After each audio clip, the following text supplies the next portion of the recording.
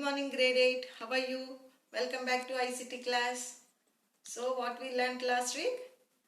We learned about the DBMS concepts, right? What is DBMS and what are the objectives of DBMS? What are the advantages of DBMS, right? And also we learned the definition of RDBMS. So what is RDBMS? Relational Database Management System, right? That means we can create relations between the databases. And now this week we are going to learn MS Access.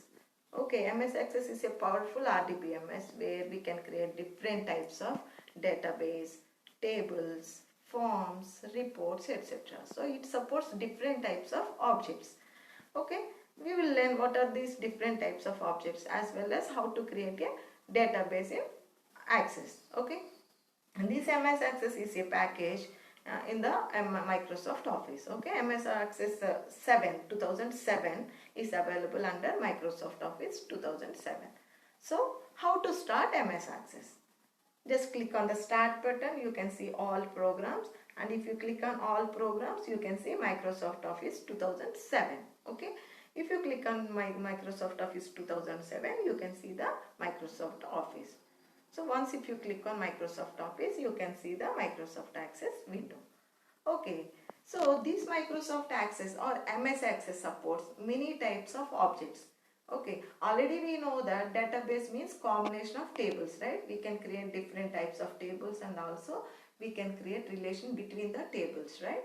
So that is nothing but RDBMS, creating different types of tables and establish a relation between these different types of database, right? So here our MS Access supports all these concepts, like all the, that's why MS Access is known as the powerful RDBMS. That means we can create numerous types of objects. Okay. So now let us start with how to create a blank database. Okay, let us start how to create a blank database as well as how to create a simple table. And then we will see how to create multiple tables and then how to establish a relation between the multiple tables.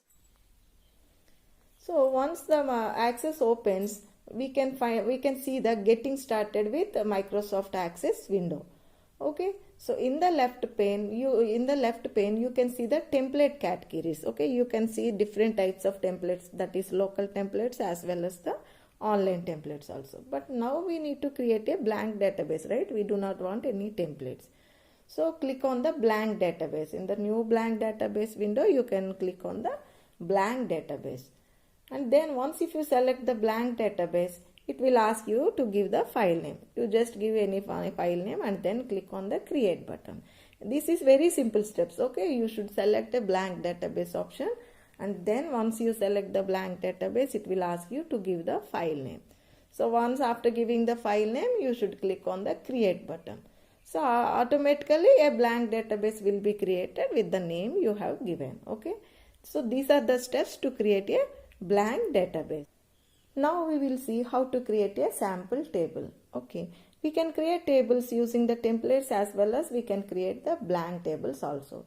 So what is a template? Even in database also we saw that word template. So template is nothing but a ready to use database or ready to use tables. Okay, already some pre-created tables or databases will be available in MS Access, so we can use it for our queries. So here now I just want to create a sample table from the template. Okay, so I'm opening the MS Access and I'm creating a database, and then once I open my database, and then I can see a create table option. Okay, so if I click on create table option, it will show all the available tables. So now I am clicking on sample contacts table. Okay, so if I click on contacts table, the contacts table will be created and also some data will be available for the ready-made use. Okay, so this is the main use of templates. So using templates we can create already pre-created tables. We can use the pre-created tables for our works. So that is why templates are very useful, because instead of inserting all the information, we can use the ready-made tables for our jobs.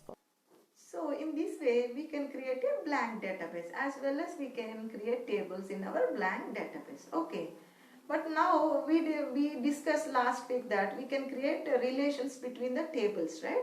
So now let us see with one example how to create a relation between two tables. So here we can see two tables, student information table and the next one is the student marks table. Okay. So here student information table consists of the information of students. Okay. And the next table, that is student marks table, is having percentage and their grades, right?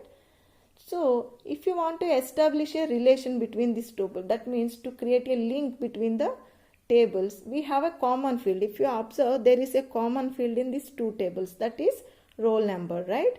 So by making a link on this common field, we can retrieve the desired set of records from both the tables. Suppose I just want to display the roll number and student name and grade, right?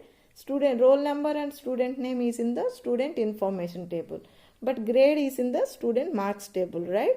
But if I want to display these three columns from both the tables, so that is why I am creating a link. Because of this link, I can retrieve the data from the both the tables and then I can create a new table with the desired set of information. Okay.